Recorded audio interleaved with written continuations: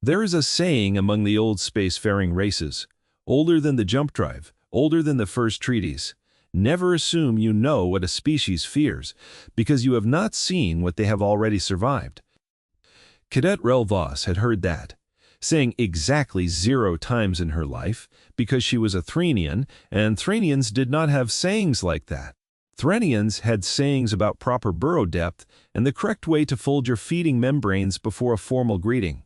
Her people were built low and wide, built to dig, built to hide, and every instinct she owned was calibrated toward one goal: survival through avoidance. She was, by any reasonable measure, a good student, attentive, quiet, unremarkable in the way that kept a person alive back home. She was also, at this particular moment, sitting 3 rows behind the single strangest cadet in the entire Interspecies Coalition Defense Academy, and she did not yet know that her whole understanding of the universe was about to get quietly rearranged. The classroom itself was a wide, sloped amphitheater carved into black stone, lit from below by soft blue strips that made every species in the room look slightly more alien than they already were. Around her sat the full, chaotic sample platter of the galaxy's sentient life. There were the Korveth, tall and chitinous, with compound eyes that never quite stopped moving. There was a cluster of Ptallian pack hunters, who, despite being predators themselves on their homeworld, sat pressed shoulder to shoulder out of some deep instinct that said safety was a number, not a weapon. There were 2 Esilu, translucent and slow-moving, who communicated mostly through slow color changes along their arms. And there, in the second row, slouched comfortably in a chair built for a body shape not his own, was Marcus Webb, the human. Rel had exactly one working theory about humans, formed over 4 months of shared classes, and that theory was that they were, on average, extremely difficult to read. Marcus, in particular, seemed to operate on a setting the rest of the galaxy did not possess. He laughed at the wrong times. He asked questions that made instructors pause. He ate something out of a wrapper during survival lectures that smelled, according to the Korveth beside him, like violence, but sweet. He was, in short, a mystery wrapped in a slightly rumpled uniform, and Rel had decided months ago that she was simply not going to try to solve it. Today's lecture was titled, with the kind of blunt honesty only a military academy could manage, recognizing and surviving apex threat vocalizations. Standing at the front of the amphitheater was Instructor Threx, a Korveth veteran with a scarred mandible and a reputation for having personally survived 3 different Predator-class engagements before switching to teaching. He did not smile. Korveths rarely did, structurally speaking, but even by their standards, Threx radiated a particular grimness today. Beside him stood a smaller stand, holding a matte black speaker array, humming faintly with stored power. "Every species in this room," Threx began, his translator implant giving his voice a flat, resonant quality, "carries an inherited fear response. This is not weakness. This is evolution's oldest lesson. Long before any of your ancestors built a tool, a weapon, or a written word, they learned the sound of the thing that hunted them. That sound became a language older than any of your languages. Today, we are going to test that language." Rel felt her stomach tighten, low and instinctive, the way it always did before a lecture promised to be unpleasant. The Coalition maintains an archive of the most dangerous apex predator vocalizations recorded across 73 catalogued worlds, Threx continued. For this exercise, we will be playing one such recording. A species responsible, by conservative Coalition estimate, for more recorded civilian casualties across its homeworld's history than any other single predator organism we have on file. A murmur went through the room. The Ptallians pressed even closer together. One of the Selu cadets flushed a nervous pale yellow. "The purpose of this exercise," Threx said, "is not to embarrass you. It is to show you, directly and physically, that fear is universal, that no species is exempt from it, and that recognizing your own fear response is the first step to controlling it in the field. There is no shame in what is about to happen to your bodies. I have run this exercise 11 times. I have never seen a class remain calm." He looked, for just a moment, almost apologetic. Deep breaths. Cadets. This will be over quickly. Rel glanced sideways instinctively, the way prey animals do, checking the position of the room, the exits, the bodies of those around her. She caught a flicker of the same motion rippling through half the amphitheater. Ptallians, angling their bodies toward the door, Korveth cadets going rigid, mandibles clicking in short, sharp bursts. Even the Zelu, slow as they were, seemed to draw inward, colors dimming defensively. And there, in the second row, Marcus Webb was leaning back in his chair, one arm draped over the empty seat beside him, looking for all the world like a man waiting for a movie to start. Thrax reached down and activated the speaker array. The sound that came out of it did not sound like sound at first. It sounded like something reaching into the room and taking hold of every spine at once. It began low, a rolling, guttural vibration that seemed to come from everywhere and nowhere, the kind of frequency that did not just enter the ears but settled directly into the chest cavity. Then it rose, sharp and sudden, into a series of piercing, rhythmic shrieks, high and cutting, layered over that same bone-deep growl, like something enormous announcing both its presence and its intent in the same breath. Will. It was not random noise. It had structure. It had intelligence behind it. It was the sound of something that had hunted for a very, very long time and had gotten extremely good at it. The reaction in the room was immediate and total. The Ptallian cluster didn't just flinch. They scattered, 3 of them diving bodily out of their chairs and onto the floor in a defensive huddle. Tails lashing, teeth bared at nothing, pure animal panic overriding every layer of academy training in an instant. One of them let out a sound that Rel's translator didn't even bother trying to render into words, just a raw, ragged note of pure terror. The Korveth cadets froze solid, every one of them, compound eyes locked wide, mandibles clamped shut, antennae flattened hard, against their skulls in the universal insect gesture, for something enormous is about to eat me. Rel watched one of them, a cadet named Osik, who she'd exchanged maybe 4 words with all semester, gripped the edge of his desk so hard the chitin of his fingers cracked audibly. The Salo cadets didn't move at all, which was somehow worse, their bodies flooding instantly with a deep, sickly gray, the color of complete physiological shutdown, like their nervous systems had simply decided that stillness was the only remaining option. Rel herself felt her body do something she hadn't done since she was a larval stage juvenile. Back in the home burrows, she went low, folding down against her chair, every muscle screaming at her to dig, to bury, to disappear into stone the way her ancestors had for 10,000 generations. Whenever that particular register of sound rolled across the plains, her hands were shaking, her breathing had gone short and sharp. Some ancient, wordless part of her brain that had never once needed to speak in her entire life was suddenly very loud, and it was saying one thing over and over. Run.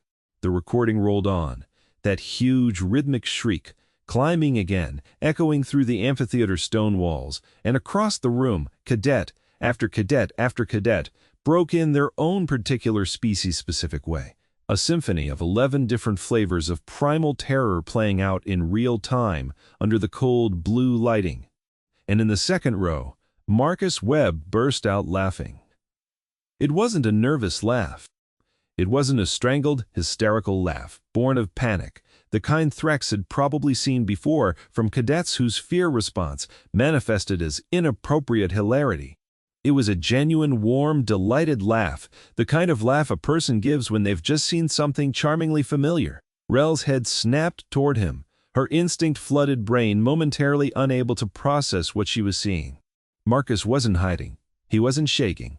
He was sitting there with a grin spread across his face, shaking his head slightly like someone remembering a fond and slightly ridiculous story. "Oh, man," he said, loud enough to be heard even over the recording's next howling crescendo. "That's exactly what Mrs. Whiskers sounds like at 3 in the morning when she wants breakfast." The recording ended. The silence that followed was so complete that Rel could hear her own pulse in her ears. Every head in the amphitheater turned toward the human. Thrax, standing at the front of the room with one hand still hovering over the speaker controls, went very still, the particular stillness of a Korveth trying to process information that did not fit any existing category in his considerable combat experience. Cadet Webb, Trek said slowly, his translator carrying a note that might on a human have been called disbelief. Do you understand what you just heard? Yeah, Marcus said, still grinning, wiping a laughing tear from the corner of his eye. Apex predator, right, big pack hunter, real dominant vocal display, trying to establish territory and probably scare off rivals before a hunt. Classic stuff. That is correct, Trek said carefully. That vocalization belongs to a species responsible for the deaths of an estimated 4.2 million individuals across recorded history on its homeworld. It is currently the single deadliest land predator in the Coalition's full 73 world archive. Sure, Marcus said, nodding easily. That tracks. Mrs. Whiskers has definitely killed more birds than I want to think about. And at least one very expensive lamp. Rel's brain, still half flooded with adrenaline, simply stopped working for a moment. Around the room, other cadets were slowly, shakily pulling themselves back into their seats. Ossic the Korveth unclenched his cracked fingers from the desk edge, staring at Marcus, with an expression that even a Threnian who'd never studied insectoid facial cues could read as pure astonishment. The Ptallians untangled themselves from their defensive huddle on the floor, ears swiveling toward the human with something between confusion and outrage. I am unfamiliar with the term Mrs. Whiskers, Trek said. She's my cat, Marcus said. Like this explained everything, which to him it apparently did. Well, she's my mom's cat now, technically, but I grew up with her. Little gray tabby, weighs about 4 kilos soaking wet. Makes that exact sound. I swear to God, every single morning if her food bowl's not full, within about 30 seconds of her waking up. It's terrifying the first 100 times you hear it, and then, eventually, you just get used to it. There was a beat of silence. 4, Trek said, kilograms. Give or take. She's a bit chunky. And this animal makes that vocalization, Trek said, gesturing at the now silent speaker array. The same vocalization we just played, belonging to the apex predator of a species with recorded fatality, counts in the millions. I mean, not the exact same, obviously, Marcus said, considering. Hers is a little higher pitched. And she doesn't really do the low rumbly part as much. That's more of an angry noise for her, not a hungry noise. But structurally, yeah, same energy, completely. Same kind of, feed me right now, or face consequences vibe. It's uncanny, actually, now that I think about it. You should hear her when the vacuum cleaner comes out. That one will really put hair on your chest. Threx turned slowly to look at the recording archive display, still glowing on the wall behind him, as though seeking some kind of confirmation from it that reality had not in fact broken. Rel found her voice before she quite decided to use it. That thing, she said, her own voice coming out thinner and more strained than she intended, still riding the tail end of her body's ancient panic, the one that made that sound. It is a pet. In your home. Where you sleep. Yep, Marcus said cheerfully. Slept on my chest most nights growing up, actually. Real affectionate once you get past the murder screaming. She used to bring my mom dead mice as presents. Little gifts. Very sweet. Honestly, in a deeply unsettling way. Presents, Rel repeated. Made of murder. That's cats for you. One of the Ptallians, still visibly trembling, finally found enough composure to speak. You are telling us, he said slowly, each word deliberate, like he was building a bridge across a gap his mind did not want to cross, that the sound which just made 3 of my pack brothers throw themselves onto the floor in terror is produced, on your world, by an animal small enough that you allow it to sleep, on your body, voluntarily. I mean, when you put it like that, it does sound kinda nuts, Marcus admitted. But, yeah, basically. Threx set down the speaker controller very slowly, the way someone sets down a fragile object they've just realized might be more dangerous than they thought. Cadet Webb, he said, I would like you to remain after class today. Sure thing, Marcus said, still smiling faintly. Am I in trouble? No, Threx said, and there was something in his translated tone that hadn't been there before, something that sounded almost impossibly like caution. I simply have some additional questions about your homeworld. Class was dismissed a few minutes later, the cadets filing out in a state of shaken, murmuring disorder that Rel had never seen the amphitheater produce before, not even after the mock combat simulations that occasionally sent people to the medical wing.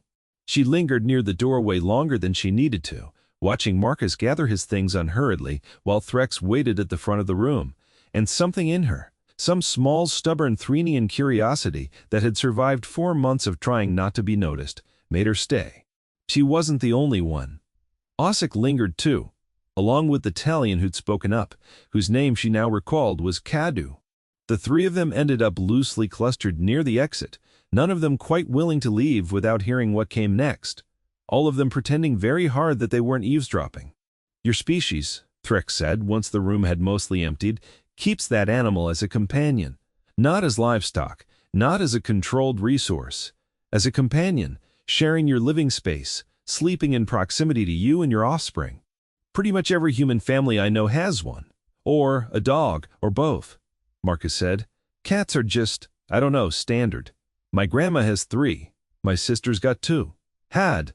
I think my aunt's up to 5 at this point, which is honestly a lot, but she says they keep finding her, and this is considered normal. It's considered normal," Marcus confirmed. "Cats are kind of the default pet, honestly. Independent, low maintenance, murder, several small animals a week, purely for fun, occasionally decide, they love you. Great animals." "For fun," Threx repeated. "Oh yeah, they don't even need to be hungry." Mrs. Whiskers has killed birds she had zero intention of eating, just brought them to the back door like little trophies. It's a whole thing. Cat behaviorists actually study it. Threx was quiet for a long moment, his mandibles working slowly, processing. "On my homeworld," he said eventually, "the species that produced that vocalization is the reason coastal settlements are built on stilts, 40 meters above ground level. It is the reason our early written histories consist mostly of survival techniques and mourning rituals. Its hunting range shaped the borders of nations. Wars had been fought over territory specifically because that territory was considered safer from its migration patterns." "Sounds like a rough neighbor," Marcus said sympathetically. "You're telling me your species took an animal capable of producing that exact vocalization, and instead of building defenses against it, you invited it inside your homes, and it now sleeps upon your body while you rest in a state of complete vulnerability. When you say it like that, it does sound a little unhinged." "Yeah. I am reassessing several assumptions," Threx said quietly, mostly to himself. Rel, still hovering near the door with Ozic and Cadu, exchanged a look with both of them. Quote, "It was the kind of look that needed no translator, no shared language, nothing but the universal grammar of 3 people simultaneously realizing they had wildly misjudged the room." "Sir," Cadu said suddenly, stepping forward before he seemed to fully decide to, "may I ask a question?" Threx glanced over, seeming almost grateful for the interruption. "Go ahead, Cadet. The vocalization we heard today," Cadu said. Cadet Webb states it is structurally similar to a sound produced by a small domesticated animal on his world, an animal humans keep by choice, for companionship. That is what he has stated, yes. "Then I would like to understand," Cadu continued, his ears twitching in a way Rel was beginning to recognize as deep unease, "what an actual apex predator on his world sounds like. Sped. If this is the sound of something small enough to sleep on his chest." The room went very quiet. Marcus tilted his head, thinking about it with the same casual ease he seemed to bring to everything. "Depends what you mean by apex predator, honestly. We've got a lot of contenders. Are we talking ocean stuff or land stuff? Because the ocean ones are a whole different conversation." "Land," Cadu said a little faintly. "Please. Land. Land." "Okay, so on land, probably the big cats," Marcus said. "Lions, tigers, that family, basically. Whiskers, but scaled up to I don't know, 250 kilos, give or take. With the ability to actually kill you without really trying hard. Their roar carries for kilometers. There's actually a thing if a tiger's close enough for you to hear it roar. Some of the sound is technically below the range humans can even fully hear, but you still feel it. Like right in your chest, like your ribs are vibrating. pretty widely agreed to be one of the most frightening sounds a person can experience. Which, yeah, given what we just listened to, tracks pretty well, I guess.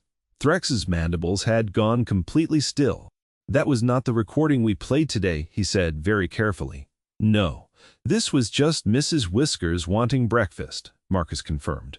The actual big ones sound way worse. I've never heard one in-person, only recordings. And honestly, even secondhand through a screen, it messes with something primal in your brain. Zoo enclosures for those things are seriously reinforced. Like, seriously. We do not mess around with those animals. Every human who's ever had a lion or tiger get loose near a populated area. That's front-page news for weeks. You keep those as well, Threx said. It wasn't quite a question. Not really as pets. No, that's a bad idea. And also usually illegal, thank God. But we do keep them. Zoos, sanctuaries, conservation programs. We spend a genuinely huge amount of money and effort trying to keep those animals alive and thriving. Actually, because we killed off so many of them over the centuries that most of the big ones are endangered now. There's whole organizations dedicated just to protecting them. You protect the apex predators, Threx said slowly. Some of them, yeah. Others we still have some, let's say, complicated relationships with. Depends on the species. Wolves, for example, we spend a long time hating and hunting, and then, eventually, a lot of us realized that was a mistake, and started actively reintroducing them into places we'd wiped them out of. Why? Threx asked, and it came out almost helplessly. Would you deliberately reintroduce an apex predator into an area you had successfully cleared of it? Ecosystem balance mostly. Turns out if you remove the top predator, everything underneath it goes kinda haywire.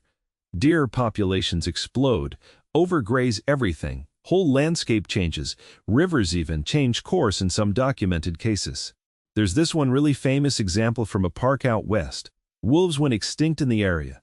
Decades later they got reintroduced, and it ended up changing the actual physical geography of the rivers. Because the deer stopped overgrazing the riverbank plants, once they had something to be scared of again. Genuinely wild stuff. We study it in schools. By this point, Rel had entirely given up pretending she wasn't listening. She had stepped fully back into the room, along with Osik and Kadu, all three of them drawn forward by something that felt less like academic curiosity now, and more like watching a controlled demolition of everything they thought they understood about the universe's food chains. Cadet Webb, Threx said, and his translated voice had taken on a tone Rel hadn't heard from him before. Something almost reverent. Almost afraid. I need to understand something clearly.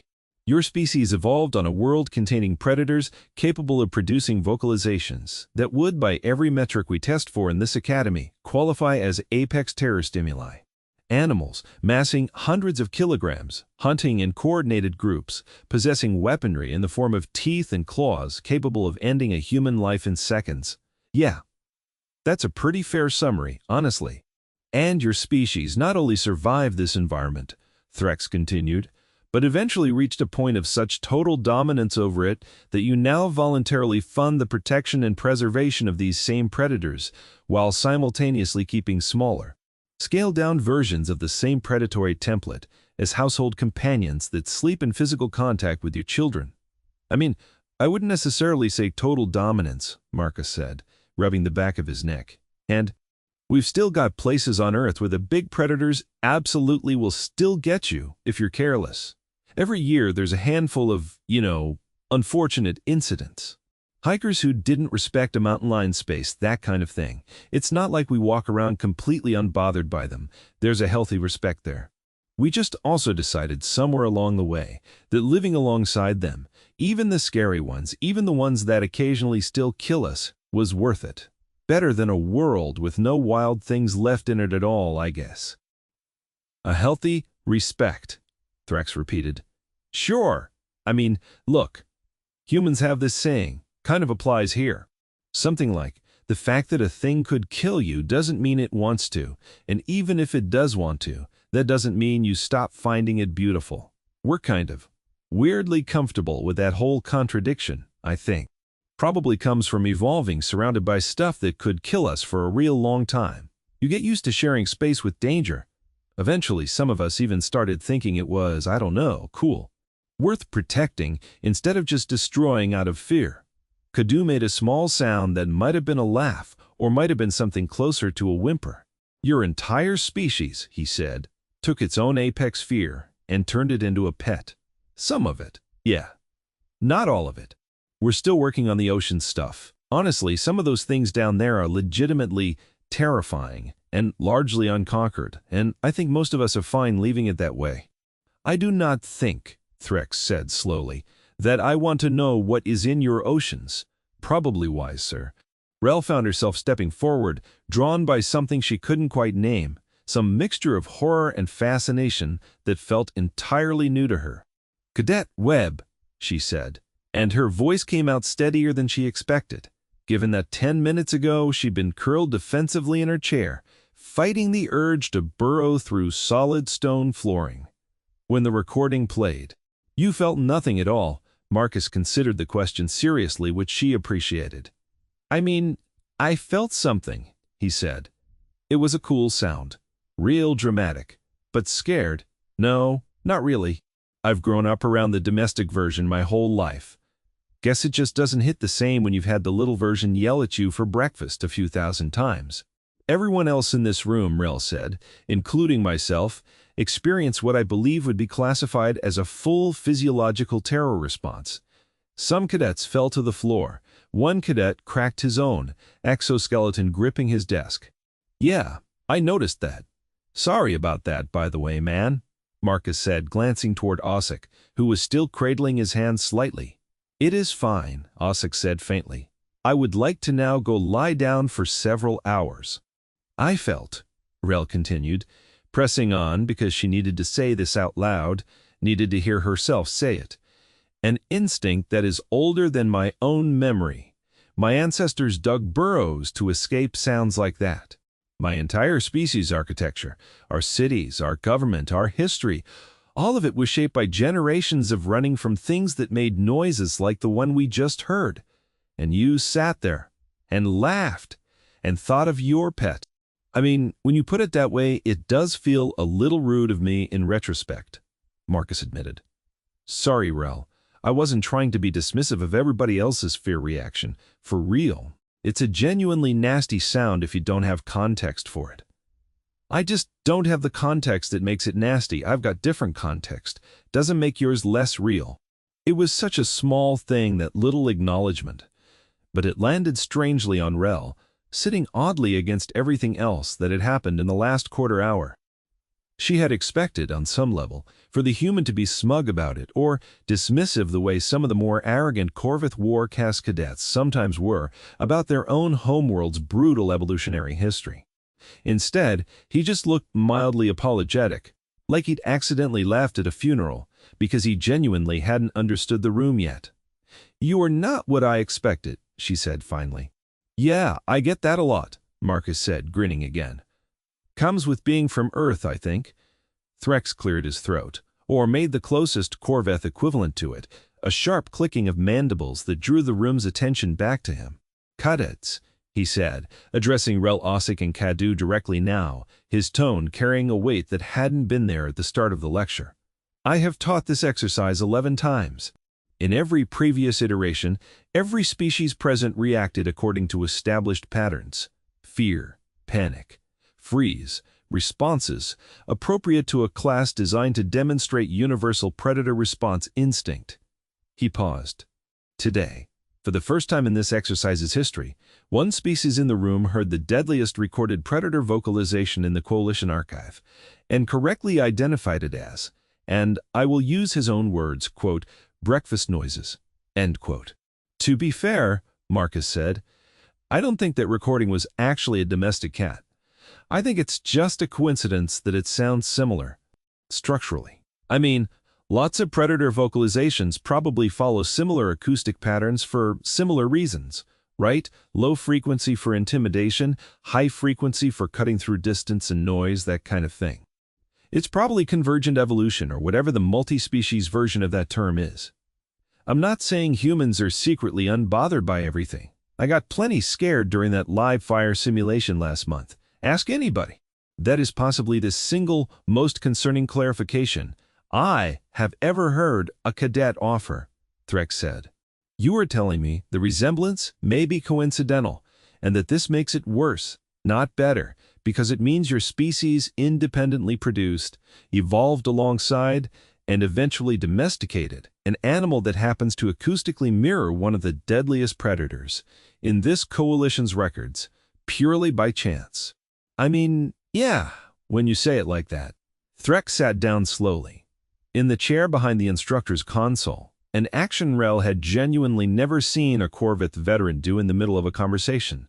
I require a moment, he said. Take your time, sir, Marcus said kindly. The four cadets stood there in a loose, slightly stunned semicircle, while their instructor processed what appeared to be a small but genuine crisis of professional confidence. Rel found herself studying Marcus properly for what felt like the first time since the semester began, really looking at him. This soft-looking, unarmored, comparatively fragile-seeming creature who had spent the entire lecture lounging in his chair like the deadliest sound in the recorded galaxy was background noise from a Sunday morning. Can I ask something else? She said. Shoot. If your world's most feared land predators can be, as you said, scaled down and kept as companions, and even the smaller versions produce sounds capable of triggering full instinctive terror in 3 separate sentient species simultaneously, she said, choosing her words with the same careful precision she used when navigating unfamiliar burrow tunnels. Then what, precisely, are humans afraid of? Marcus actually paused at that, his easy grin fading into something more thoughtful. Honestly, he said, mostly each other, and bills. And, like, running out of time to do the things we meant to do. Not a whole lot of animals left on Earth that really scare us anymore. Not as a species. Not collectively. We kind of worked our way through most of that fear a long time ago, one way or another. Sometimes by getting stronger, sometimes by getting smarter. Sometimes, yeah, by just deciding the thing that used to terrify us was actually pretty cool once we understood it a little better. He shrugged. Guess that's maybe why the Predator recording didn't land the same for me. It wasn't really designed to scare humans specifically. It was built out of every other species' worst evolutionary memory. We just don't happen to share that particular memory. We've got our own, probably. Different flavor. Katu was quiet for a long moment, his ears slowly settling from their earlier flattened, panic position into something more neutral. That is a strange kind of freedom, he said eventually. To have already survived your own fear so thoroughly that another species' worst nightmare sounds to you like an alarm clock. When you say it like that, it sounds almost noble, Marcus said. Mostly it just sounds like Tuesday. Threx finally rose from his chair, composure largely reassembled, though something in his posture had shifted permanently. Rel thought something that hadn't been there before the lecture began. I am going to need to revise several sections of this course's curriculum, he announced. The Apex Terror exercise was designed under the assumption that all sentient species carry roughly comparable inherited fear thresholds, calibrated against their own homeworld's dominant predators. Cadet Webb's reaction suggests that human fear calibration operates on a substantially different and possibly incompatible framework. This has significant implications for mixed species combat deployment. If a human soldier does not register Apex tier threat vocalizations as dangerous, what, precisely, does register? Guns, mostly, Marcus offered helpfully. And running out of coffee. And, my mom, finding out I skipped a coalition medical checkup. I am not certain if that was meant to be humorous, Threx said. Bit of both, sir, honestly. The 4 of them left the amphitheater together that evening, an odd little cluster that hadn't existed 3 hours earlier. A Thranian who dug when frightened, a Korveth with a slightly cracked hand, a Ptallian who was still processing an existential species-wide re-evaluation, and a human who was already talking about what he was going to eat for dinner as though the last hour hadn't happened at all. Word spread through the academy within a day, the way these things always do. By the following week, cadets from other classes were requesting to sit in on Threx's lecture, purely to watch the recording play out and see whether the rumors were true. They were. Every time, the room fractured into panic, and every time, somewhere in the middle of it, Marcus Webb sat there, calm as still water, occasionally offering a fond little laugh and a comment about his mother's cat. Instructors began quietly circulating a modified briefing packet for future mixed-species deployments, containing a new edition under the section marked Notable Behavioral Anomalies by Species. Human threat response calibration appears significantly divergent from baseline. Caution advised when assuming shared fear triggers in combined operations. See Pended Case Study, Cadet M. Webb, Threat Vocalization Exercise, Cycle 4. Rel kept a small private note of her own, tucked into the back of her daypad, something she found herself rereading more often than she expected to. It wasn't much, just a short line she'd written the night of the lecture, half in awe and half in something she hadn't quite named. Yet, they built their whole civilization next to monsters, she'd written, and somewhere along the way, decided some of those monsters were worth loving instead of fearing. I do not know what that says about humans. I do not know if it's the bravest thing I have ever heard or the most reckless. Possibly both. Months later, deep into her second year, Rel would find herself deployed on a joint training exercise alongside 3 humans for the first time, standing in the dim light of a simulated hostile environment, waiting for a threat drone programmed to mimic a known dangerous species. When the drone's warning shriek finally echoed through the corridor, she watched, not with surprise this time, but with a kind of quiet, dawning understanding, as the human beside her simply exhaled, rolled her shoulders once, and muttered something about how her dog back home made scarier noises over an empty food bowl. She thought in that moment of Marcus Webb, laughing in a chair 3 months earlier while an entire room of seasoned cadets hit the floor around him. She thought that maybe fear wasn't universal after all. Maybe it was just a story each species told itself, shaped by whatever had almost eaten their ancestors a long, long time ago. And maybe, she thought, humanity's version of that story simply ended differently than everyone else's. Not with running, with a cat curled up on someone's chest, purring, 4 kilograms of quiet, terrifying love, fast asleep in the dark. If you enjoyed watching humanity accidentally terrify an entire alien classroom with the concept of a house cat, you know exactly what to do. Drop a like, leave a comment telling me which you think misses. Whiskers would make of interstellar diplomacy, and subscribe if you want more stories where humanity turns out to be the strangest, and occasionally the most quietly terrifying species in the galaxy. Ring that notification bell so you don't miss the next one. Until next time, keep your eyes on the stars, and maybe give your cat a little extra breakfast tonight. You never know what she's secretly capable of.